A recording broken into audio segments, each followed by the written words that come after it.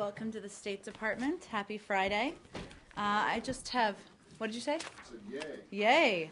I have one item for all of you at the top. I know there's been quite a lot of discussion in here over the last couple of days about, of course, the recent NSA disclosures. I wanted to point you all to an op-ed that by Lisa Monaco that ran this morning in USA Today. And as we work to communicate through a range of mechanisms with both the domestic audience and the international audience on what these programs are and aren't, what we are doing, what reviews are underway, this is part of this effort. And let me say before I kind of highlight a couple of points that as you know, it is no secret that over the last few months, these unauthorized disclosures of classified information have, of course, led to criticisms of our intelligence activity by many of our friends and partners.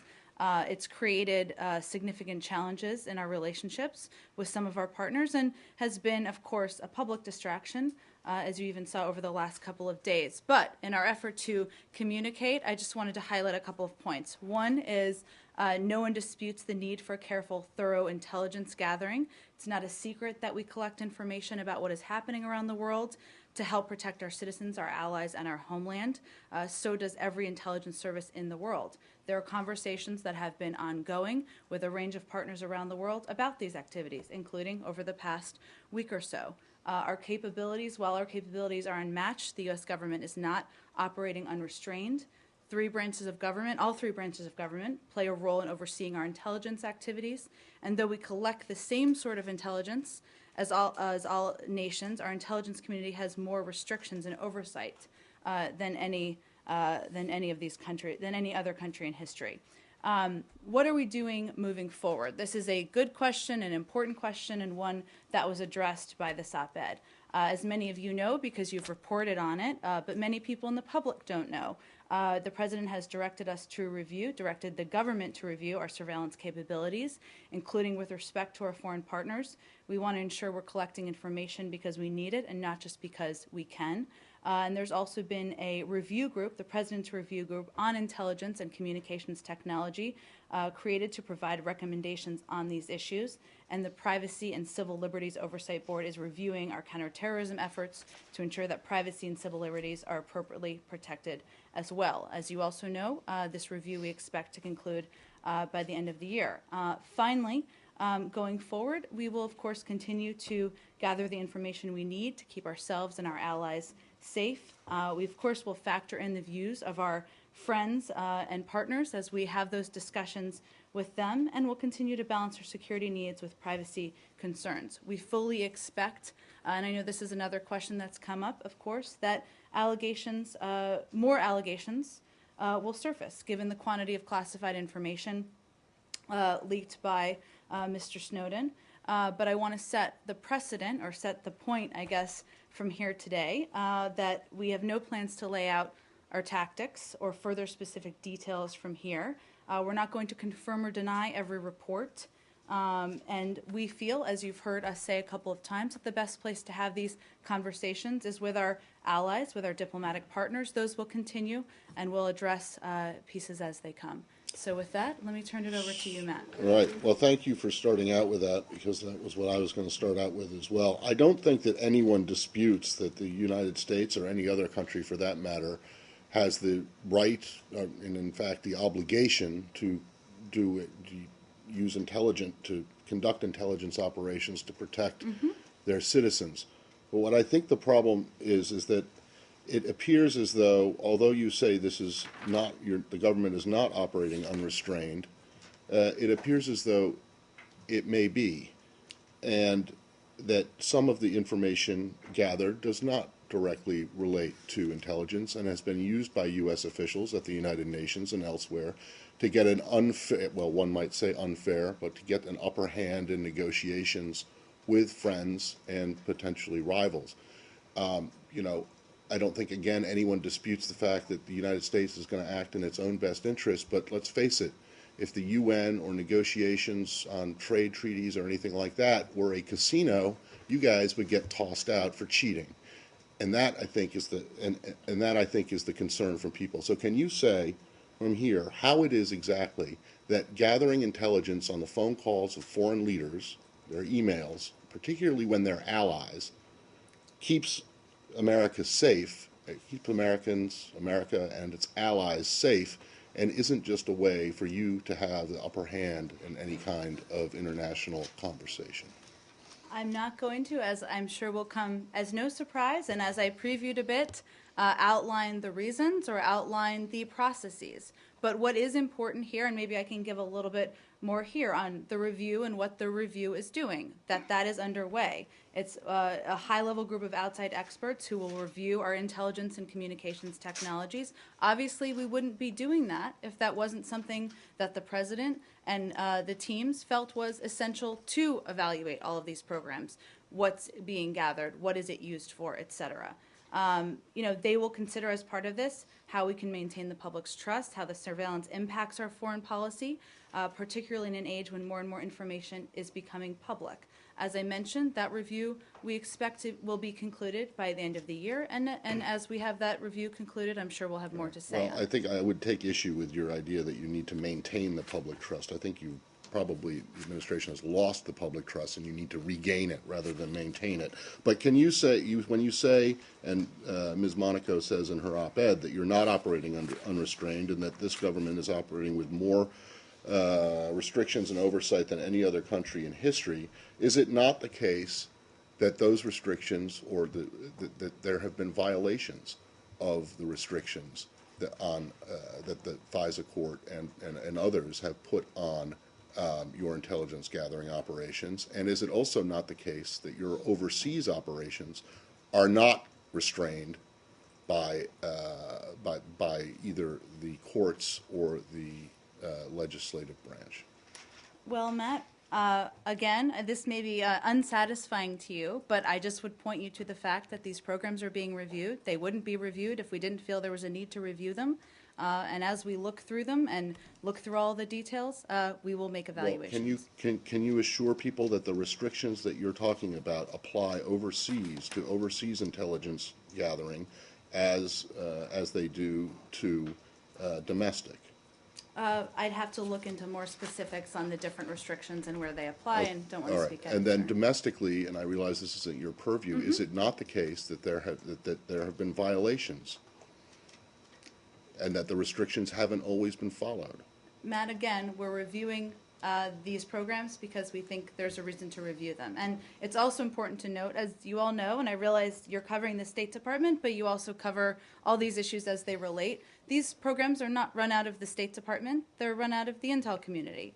We have a role to play that, of course, is important given our role as diplomats around the world. But you are, this building is a consumer, and apparently a voracious consumer, of the information that is harvested, particularly at the UN and overseas. So, while you may not be doing it yourself, you are taking advantage of it. Is that not correct? I'm not going to fruits of the speak to that, Matt, but I also think there is an important role that we play as we work through our relationships and working through conversations about these issues. I have one last one, which is logistical, very Okay. brief. Do you know anything about this German delegation that's coming to talk I know about? this was just recently announced. I know German officials plan to travel to Washington in coming weeks. We expect they will meet with have a range of meetings with relevant officials across the interagency. We don't have specifics on those yet. You don't have dates, or do you know if this building is involved at all, or is it mainly an intel to intel? That's thing? still being determined. When I spoke with the secretary about this morning, and that we certainly over the last couple of days, as many of you know who were on the trip or followed the trip, these issues came up in some of our conversations. He is happy to play a role where appropriate in talking through them. I don't know yet with that delegation whether that will be applicable to us or not. Jim, yesterday the Secretary spoke about the U.S.'s image and its influence abroad. And given what the scandal has now done to that image... The shutdown or the... No, we're talking about the spying one. How and also given that this building is at the forefront of diplomacy, do you think that the scandal has further tarnished that image? I mean, And the other one is, how do you restore that trust? Because this is an issue of trust. It's not about anything. It's about your allies continuing to trust you as they move ahead on trade talks, on other issues. Well, a couple things in there, so let me see if I can try to address them. There's no question that the disclosure of classified information has posed a moment of tension with some of our allies. We're having discussions with those allies. Those will continue, as is evidenced by the German delegation that will be coming here in the coming weeks. Even in the past week, if you look at the Secretary's trip, this is an issue that he discussed with the French and an issue he discussed with the Italians. And he certainly recognizes that as we look to pursue a range of diplomatic priorities, whether that's working together on global issues like Syria or Iran or TTIP, you mentioned trade negotiations, it would really be a mistake to let these disclosures get in the way of that, which is why he is open to and certainly happy to play a role as needed as the nation's chief diplomat to have these conversations. Has the Secretary spoken to anybody this morning, the European allies, about this, or has this been mainly handled by the White House? I don't believe he has. I'll check on that for you, and I'm happy to. I don't have any calls that he's done this morning. He's had a pretty active morning with internal meetings, et cetera. But as you know, he spoke with Prime Minister Letta about this, and he also spoke with Foreign Minister Fabius about this over the last couple of days. I have a last question on just saying that you believe that there are more allegations that are going to come forward. I mean, can you give some sense of isn't it best to just break the ice and say, look, we think that this has been happening elsewhere. We will stop doing it and we will agree to a pact. Well, a no spy pact. I certainly, what I said, and it's important, the language, is that we expect, we don't know, but we certainly expect that is something that could happen in the weeks ahead. There have been conversations about intel gathering in these programs long before Edward Snowden entered all of our lives, and those will continue. These are programs we work with other countries on. As there are concerns that are expressed, we will have addressed those and will continue to moving forward. Just to follow up. Go ahead. Well, why don't we go to Sean right here, and we'll get around. Just on that, the European Union, Brussels, at their talks today, there is a call for by the French and the Germans to have talks with the United States by the end of the year, specifically the eavesdropping issue.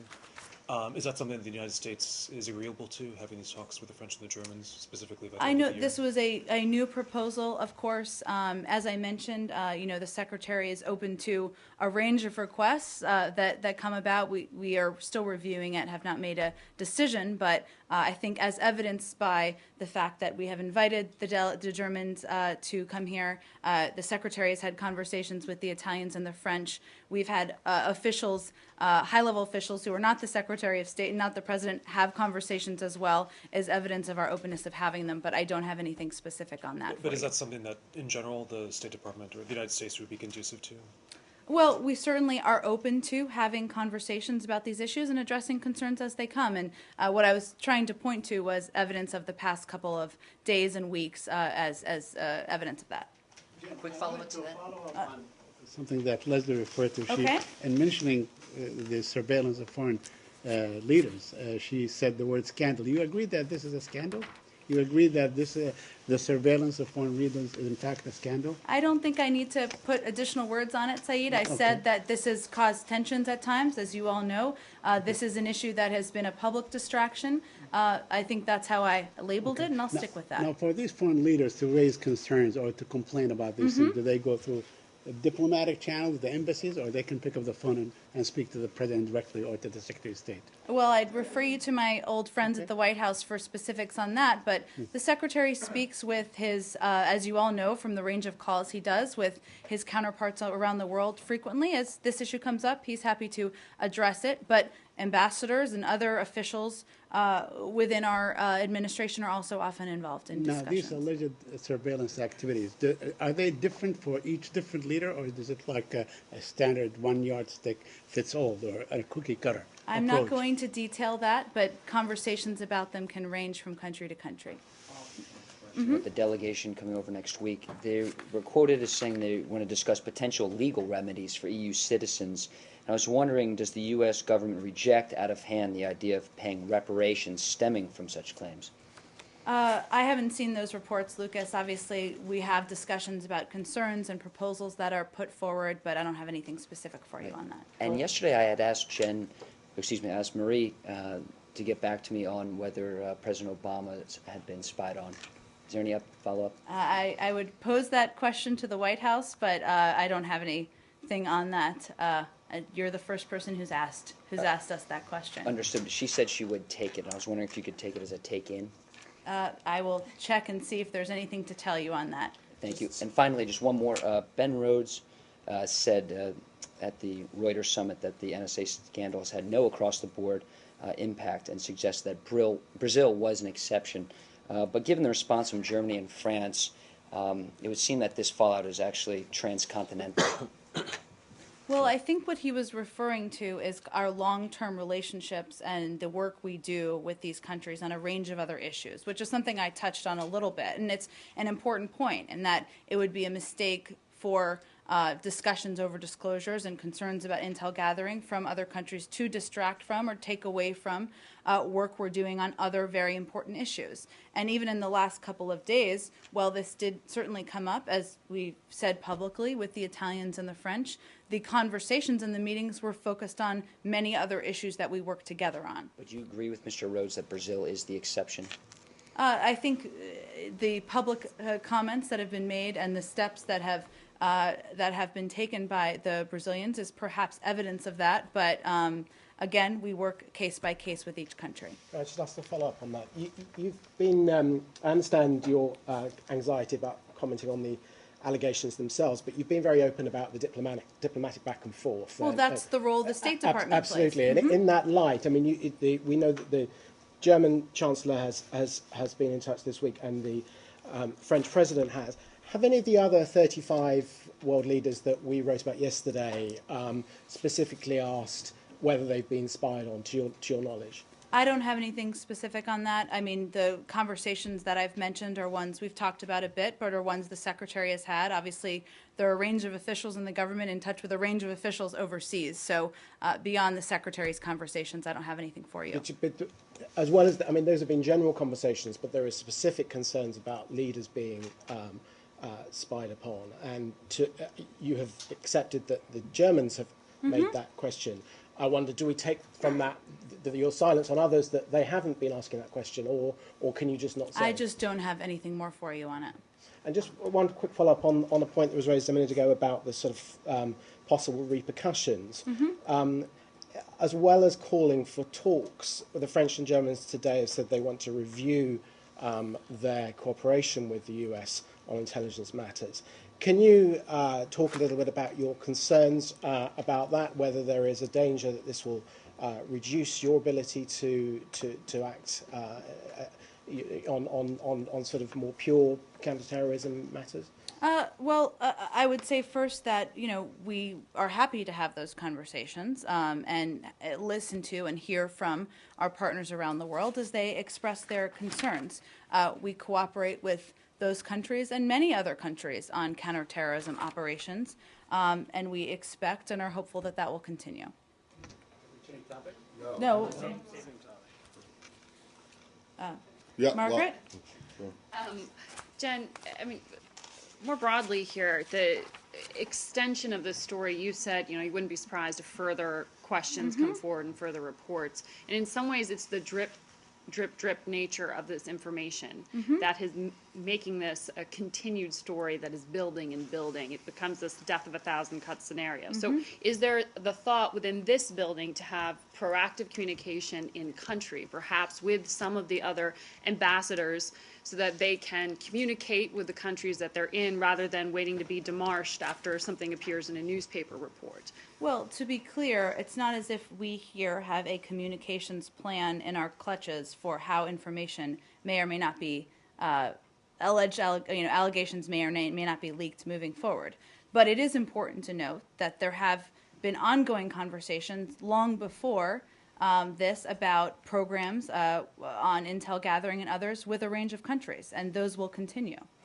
But is there the thought of, if not doing it in country, then just having, some sort of uniform disclosure with the European Parliament or something? I mean, is there any proactive communication, so it's not responding to a newspaper report, but saying, here's what we have, here's what... There are doing. proactive communications about a range of issues that have been ongoing since before Snowden entered our lives, on a range of issues. Beyond that, I don't have any predictions for you on some of the points you've mentioned. So in your opening, you said that this had created big challenges. Can you elaborate on what those challenges are? Well, even Matt pointing to the fact that we're talking about this now, and it's Instead of talking about drones? or instead of talking about efforts on Iran or what we're doing on Syria, Egypt. Okay, so in the other fact words, that the secretary has addressed it, and that this is even a part of the discussion. So it's more of it's a distraction. It's keeping you from attending to what you regard as more important business of the nation. Is that essentially what you mean by challenges? Sure, that's Okay. part of it, absolutely. All right, and then you also said it would be a mistake to let these disclosures get in the way of that. And I believe that in your sentence there was the TIP. What was it? Well, a range of TTIP is an example, but discussions on Iran, on Syria, on all of the issues we All work right, together so on. basically any kind of negotiation, it would be a mistake to have these disclosures to get in the way of Making ongoing progress on, right. and can TTIP is a good example. All right. So can I ask you this though? Mm-hmm. I mean, if you're involved in a negotiation and you find out that one side is cheating, why is it a mistake for them not to at least initiate a pause? I go back to my casino.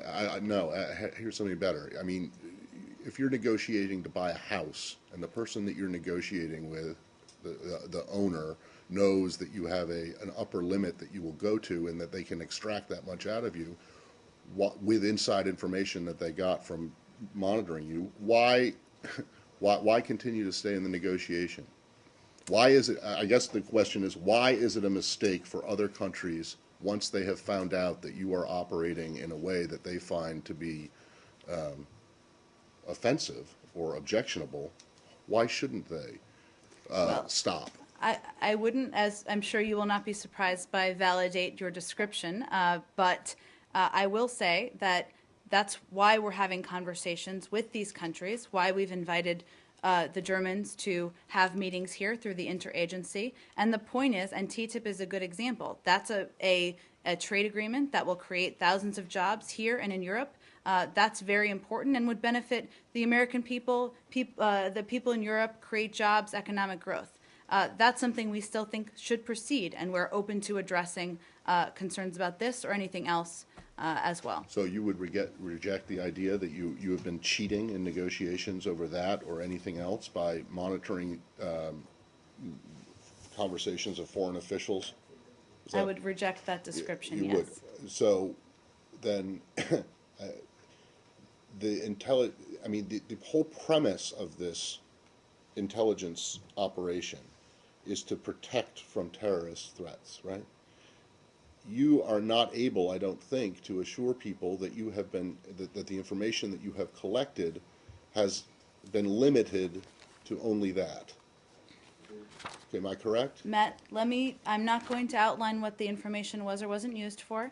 Again, we're reviewing these programs to look at all of these questions that you're In raising. at least one of the documents that I think the Guardian published, or at least quoted from, it talks about then Ambassador to the United Nations, Susan Rice, basically giving a testimonial to how wonderful the NSA was, because it allowed her to get information about other countries' negotiating positions, particularly on Iran sanctions.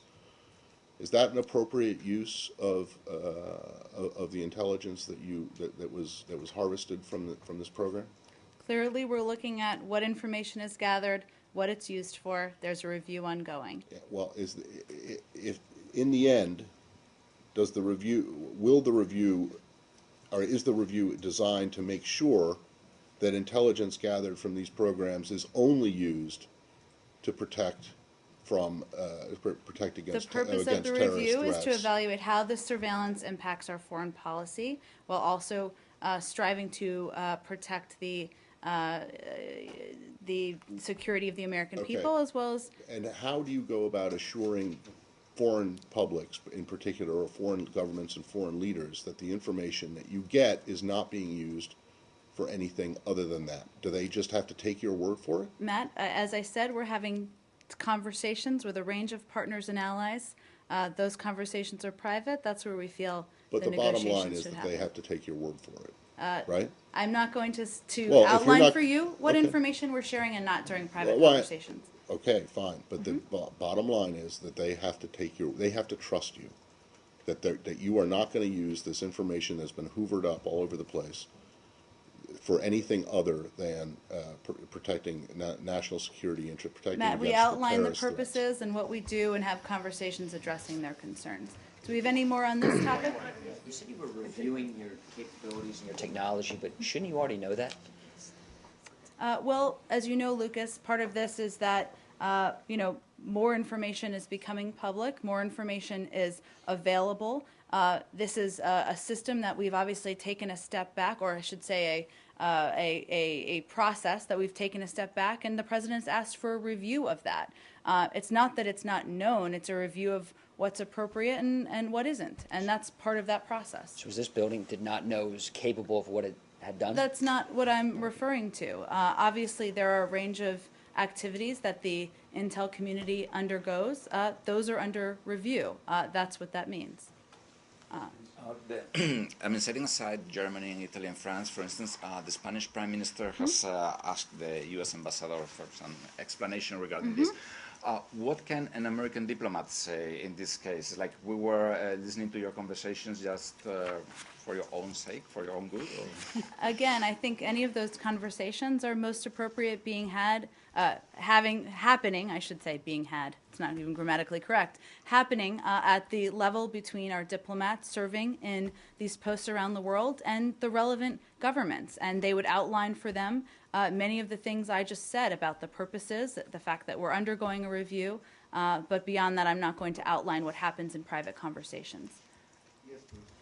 Go ahead, in the green, and we'll go to you right next.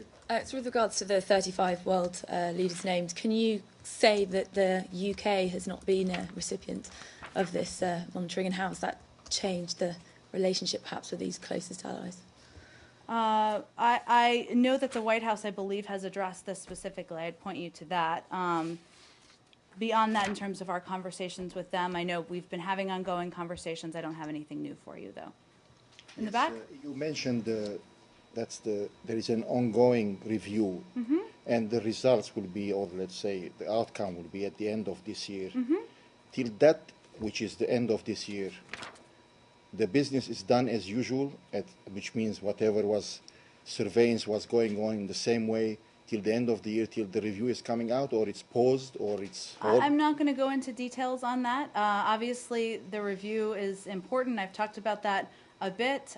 These conversations with countries are ongoing. That, of course, will factor into decisions that are made moving forward as well, and those conversations will happen over the coming weeks. A point of clarification. I mean, you mentioned that we invited the Germans. You invited the Germans, or did the Germans ask to come? That's a good question. Let me see if I have any further clarification. I know I've been saying that, so I don't want to... let me see if I can get some clarification on that. Obviously, often what happens is you work through with a country their interest in coming, and then you invite them, but I will see Yeah, I if mean, there's just more. because if you are inviting, I mean, I was going to ask if you are planning or having in mind to invite other people or not. Well, we have been having discussions with a range of other countries, so we'll take it case by case, but I'll see if I can get some clarification on that for all of you. Go ahead. You mentioned that the intelligence gathering is carried out by the intelligence community and not the State Department. It's not exactly clear if that's the case given recent reports. I was just wondering if you'd answer if any State Department employees offered contact information to of foreign leaders to the NSA. I've seen those reports. I don't have anything for you on it. So you don't know if there were any State Department employees? I don't have that- anything for you on it. Go ahead in the back. You said that the U.S. is carrying foreign intelligence, gathering information, the manner in which other countries are doing it. But we haven't seen any classified, unclassified documents or leaks in the public domain about other countries. So is your statement based on guesswork, or there's some concrete facts that other countries are doing it? Our statement is based on cooperation with a range of countries, and obviously the information that has been leaked, the classified information that's been leaked over the past couple of weeks was U.S. information, so that might speak to that. Okay. Just that the French and the Germans have expressed interest in going to the United Nations and for some kind of UN action on this. Is this something that the United States believes is appropriate, or do you believe it's best handled in bilateral talks between you and whoever I has think a it was problem? it Brazil and Germany, or was it the French? I can't. Okay. There is. I just wanted to make sure I was whoever, talking about the there same is. thing. There have been suggestions to bring this. So, do you think that that's the right venue to? Well, we've seen that. We know there have been reports. I believe it's of Brazil and Germany. I'm not sure if the French are involved, of considering a resolution on privacy in the internet. And we'll, of course, review that when text is made available. I would point you to one of the statements that was made. The Germans actually said that they're putting all efforts into forging a joint understanding for the cooperation of the intelligence agencies between Germany and the U.S. and France to create a framework for cooperation. So I know I will refer you, of course, as usual, to them on their reasons and their Right. thinking, but we haven't seen the text But yet. it's not so. something that you're opposed to in principle. No, we will look at the So text the when the UN, text not is the available. German, not the joint German-U.S. No, French. that's a Right, different. I We'll have understand those. the Obviously, UN. our UN mission in New York will review the text as usual when that's rather available. approvingly from that statement. I mean, is it fair to say that this idea of the Germans of drawing up an understanding is something to which you're warm to? I wasn't reading it to speak to that. I was reading it to convey that their comments were an effort at cooperation. That's what they pointed to. What form that cooperation means, we'll pursue discussions over the coming weeks. Jen, just as a matter of record, do you know if the tensions you've spoken about has jeopardized in any way the P5+1 talks or any upcoming talks over the next several days or weeks?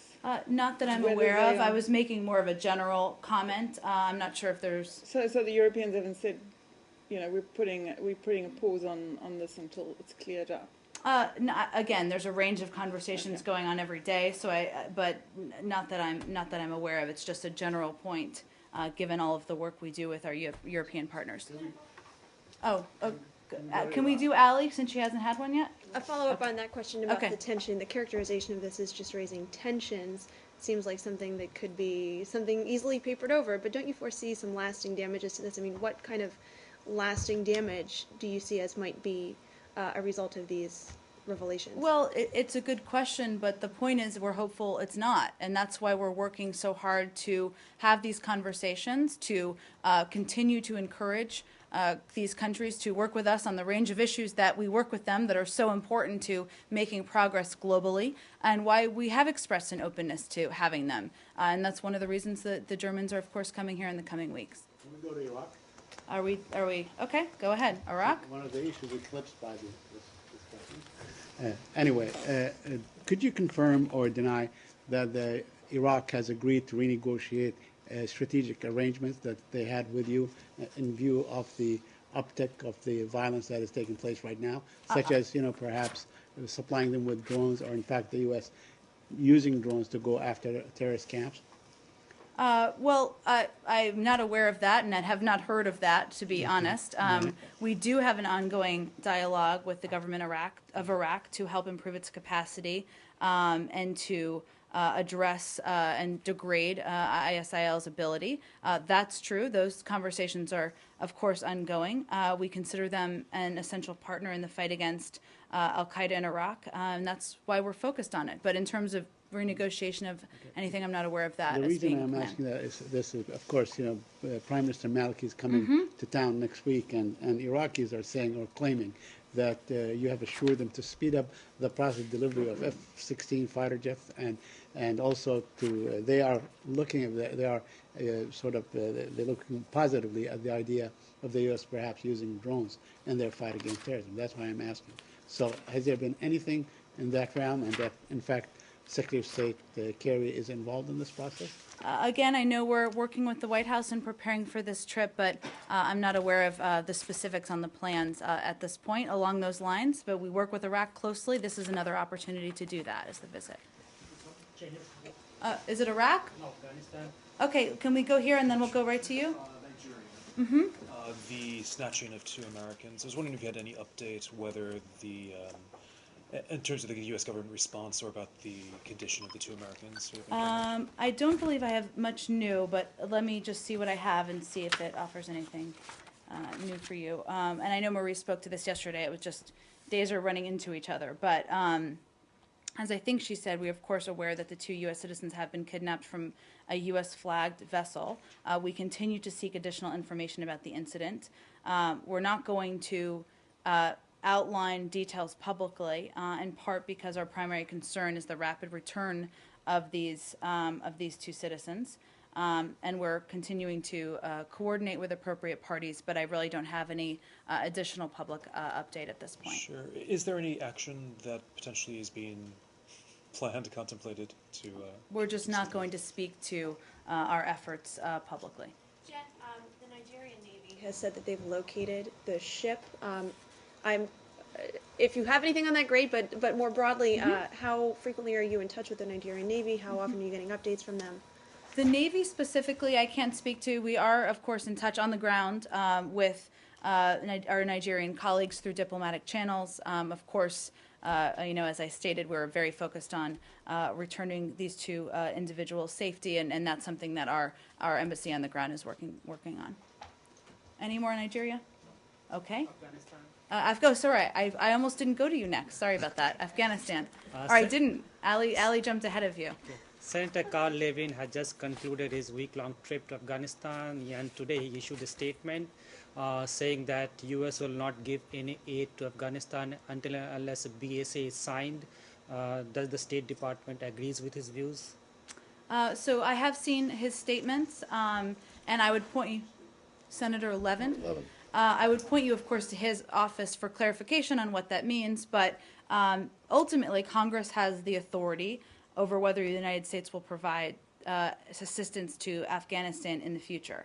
The administration intends to continue our close partnership with Afghanistan and support its development moving forward, even past 2014. There's no question it would be difficult if we fail to conclude the BSA to justify our programs to Congress and make that case. So that is certainly accurate. But currently our bilateral assistance to Afghanistan continues as normal. There's no changes at this time. And as you know, because we were just in Afghanistan a week and a half ago or 2 weeks ago, I can't remember the dates now, we made progress on the BSA. There's been announcements about the timing of Aloya Jirga. That's the next step on the ground, and we're certainly hopeful about continued progress on that. Jen, from on the BSA, from the U.S. side, I presume that everything that the Secretary and his colleagues when we were in Kabul says stands. Is it correct? I know there was some talk about how it needed to be basically lawyered up back here. Sure, a technical review. And so do you know, is that review, 1, complete, and 2, if it is complete, did they make any changes to it, or is it essentially the same thing that the Secretary agreed to with Karzai in Kabul from My the U.S. understanding, side? Matt, is it's ongoing. It's a good question. I will check and see if there's The other way to put the question is all that is needed now Afghan blessing through the Aloya Jirga in Parliament? Sure. Or is there still something that has to be, that you guys want to change? Right. My understanding is the technical review is still ongoing. I will double check on that. And as the Secretary said when he left Kabul, or as we confirmed when he left Kabul, there was an agreement on the text, and that's the text that would be taken. I understand you're asking if there were any changes to the text from our side. Not that I'm aware of. I believe the review's ongoing, but I will check with the team and see. from the Loyal Jirga side, some recommendations. Would the U.S. would be willing to open the text? I don't want to get into a hypothetical. We left Kabul with an understanding that that was the text that would be taken to the Loya Jirga. As you know, they've talked about a timeline for that, so that's really one of the next steps on that end. Secretary Kelly meets with the South Korea Director of National Security, Kim Jong-soo, this morning. Can you read out on that? I can.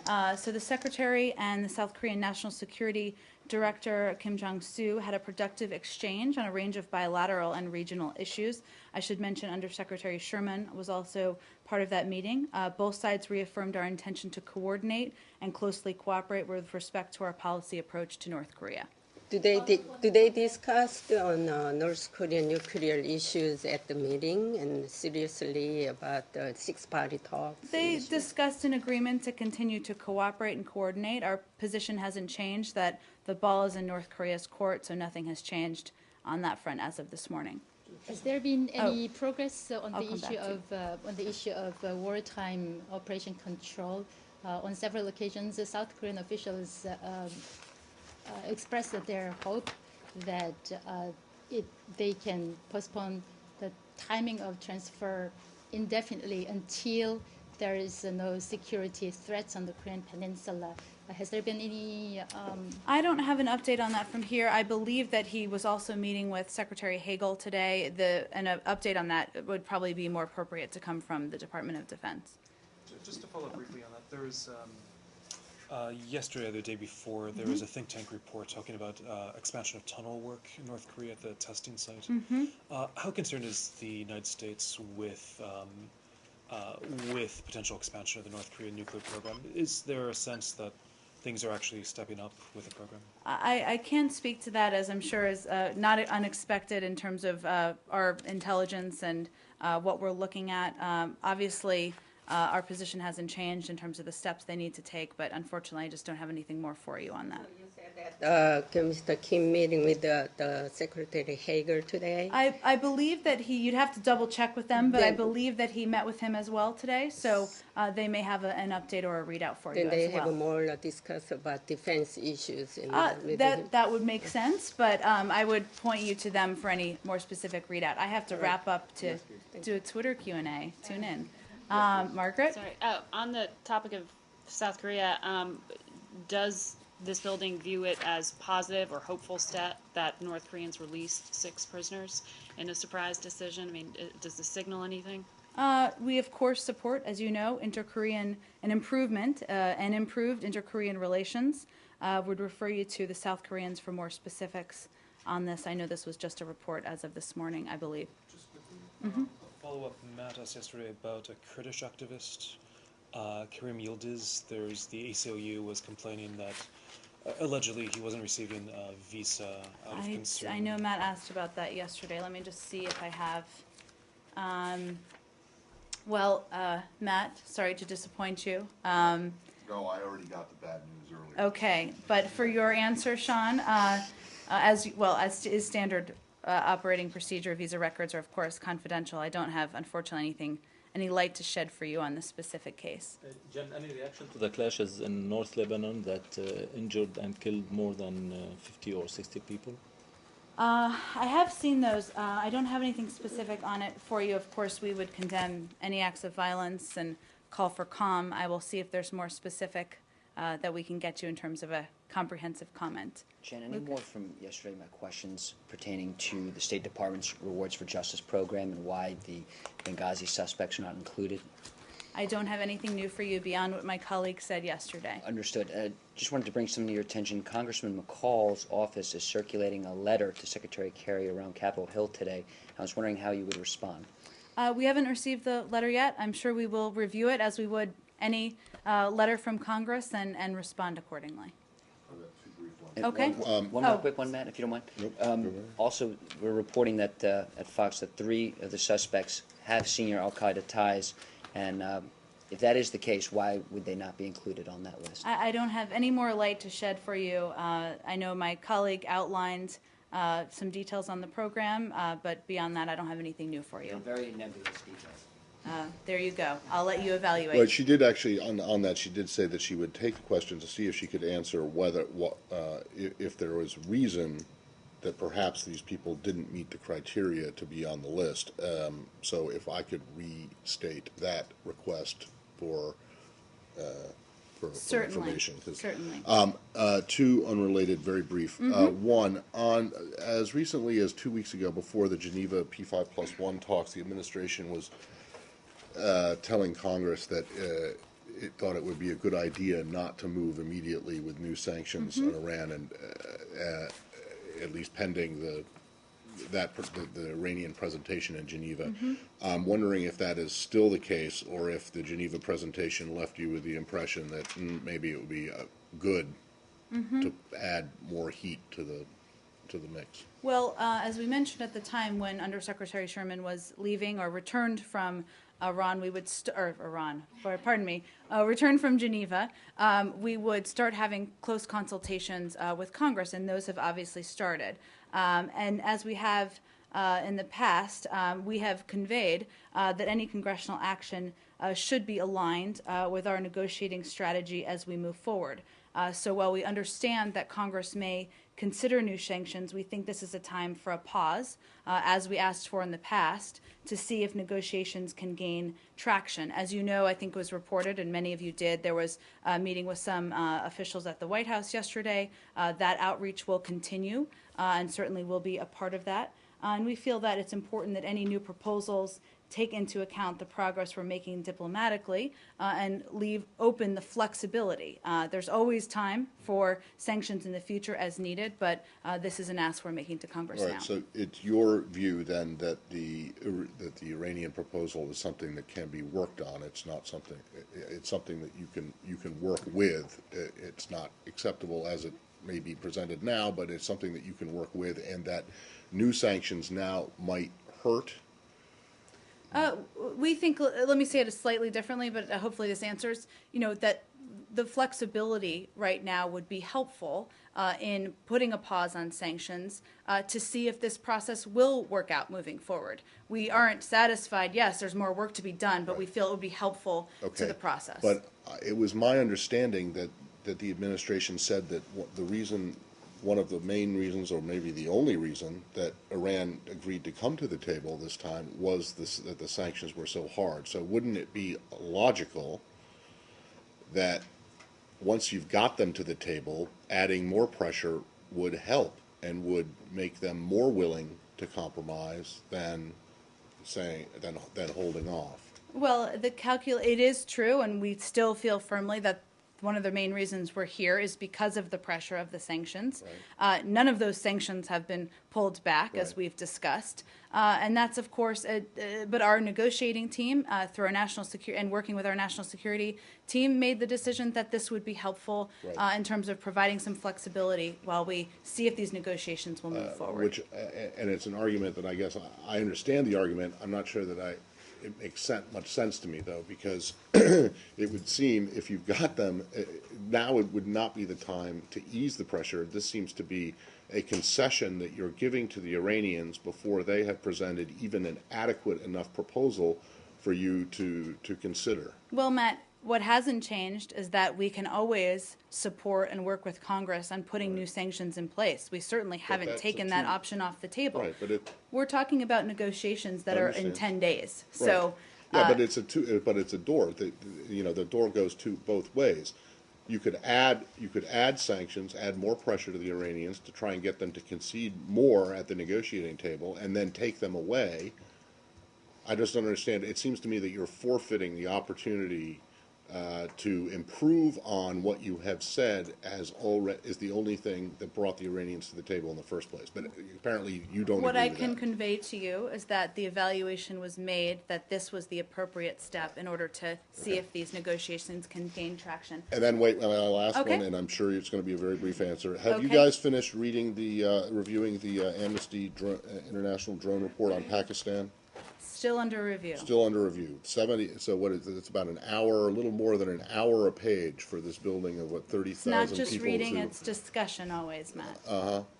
Can you say if anyone in this building has read the entire report yet? I don't. I have not spoken with them about that level of detail on their reading.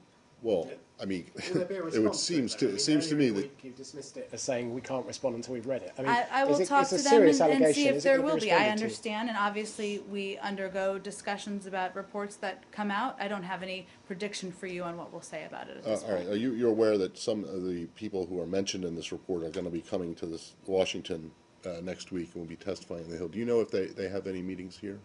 I don't. I'm happy to check on that for all of you. I have to wrap this up. Let me do one in the back here. Yeah, thanks. You can email me or tweet me questions. I tweeted you a question. I saw it. Am I going to get an answer? You will. Go ahead. Yes. I'm sorry. No, thanks. Prime Minister Abe of Japan made some pretty strongly worded comments in an interview with the Wall Street Journal, saying that if China made an attempt to change the status quo in the region, that they wouldn't be able to emerge peacefully, and that many nations expect Japan to forcefully assert that they shouldn't do that. Do you have any response to that? I believe you're referring to the report about the steps that they want to take. Is that about the report? I'm not sure I've seen these specific comments. Okay, it was a recent interview in the Wall Street Journal. Okay. Where he made the comments that I just said about the regional disputes between U.S., Japan, and China. Our position, as you know, has been very consistent, which is that we believe that these debates, discussions should happen through dialogue. That's something we continue to encourage both sides to do. I'm happy to take a look at the interview and see if there's more we can add. As a general stance, does the U.S. welcome a more assertive Japanese role in security matters in the region? As we've talked about a bit in the past, and I know they're looking at their constitution and a range of other issues, these are decisions, of course, they'll make within Japan, and we discuss them with them. Thanks, everyone. Thank you.